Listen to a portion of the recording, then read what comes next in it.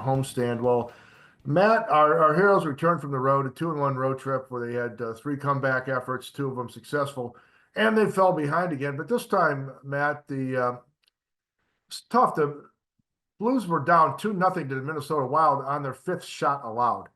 So they had kind of a tough luck first couple of periods against the Wild before the wheels came off. Yeah, and the first 35 minutes of that game, it was a lot of St. Louis. Obviously, the special teams hurt them. They allowed that one quick goal on the power play. They allowed the one goal on the shorthanded opportunity for the Wilds. And through those first 35 minutes, it was three even strength shots on goal. Like that was it. Then, the fourth line had a shift where Minnesota got three or four shots on goal against the Blues. And the third period starts and Rossi gets that goal off a Leddy turnover.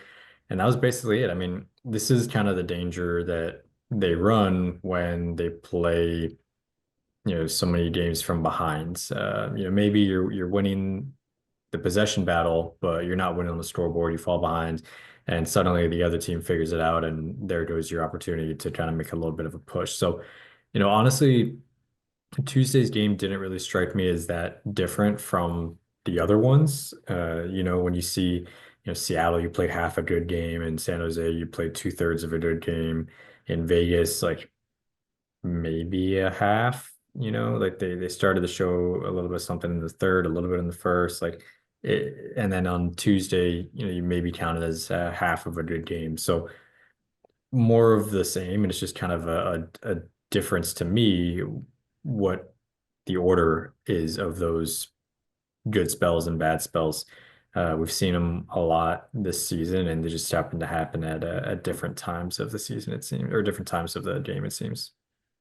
Well, the we'll start going down the list of things that our guys need to work on here. One of the it was unfortunate. We've the dead horse that is the Nick Leddy situation. Which is the weekly segment here on the net front. Unfortunately, he has an especially tough time of it, and then ends up now out of the lineup, apparently trying to play through something.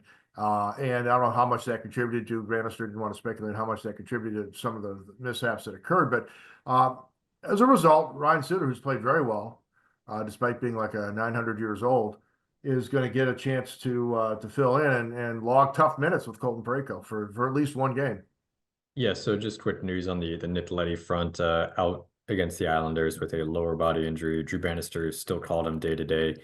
He did not skate yesterday in practice, yesterday being Wednesday. He did not skate in Wednesday's practice, and he was not on the ice for optional morning skate this morning on Thursday. So uh, usually when guys are closer to returning, you'll see them kind of get back into it. I mean, even though Texier has missed, this will be his fourth game that he'll miss against the Islanders. We've seen him on the ice at various points throughout this last week.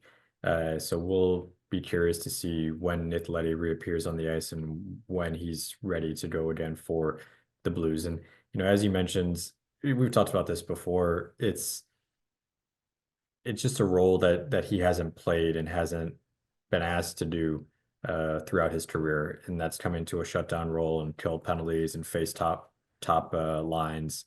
That's just something that wasn't part of his job description in Chicago or Detroit or the Island. That just wasn't what he did, and he's last year we liked what he did in that role as well as he could have done. And we've talked about it many times that when you don't have that number one defenseman, you can't properly slot everyone else into their roles according to their skill set, according to their experience, what they're able to do on a night-to-night basis. So that just kind of reared up more recently with Nick Leddy. The mistakes have been loud, and they've all kind of resulted in goals against. You look at the other night of the Hartman power play goal, kind of goes around, the three defenders that collapsed on Kaprizov. The turnover to Kaprizov before the Rossi goal by the Leddy turnover there. In Vegas, he had a turnover that led to a Shea Theodore goal. In San Jose, there were a couple mistakes you can kind of look at and nitpick. So a lot of his mistakes have been loud and they've turned into goals. And I think that's the other part of this is goaltenders when Nick Leddy is on the ice have a 800 804, 805 save percentage, something like that. So it's not like he's getting bailed out by goalies. They're in fact doing the opposite when Nick Leddy's on the ice. So the numbers look bad. The 8 goals against look bad. The underlines are kind of hit and miss. Some are good, some are bad. And it all has kind of pointed towards the optics that Nick Leddy hasn't had a good start to the season.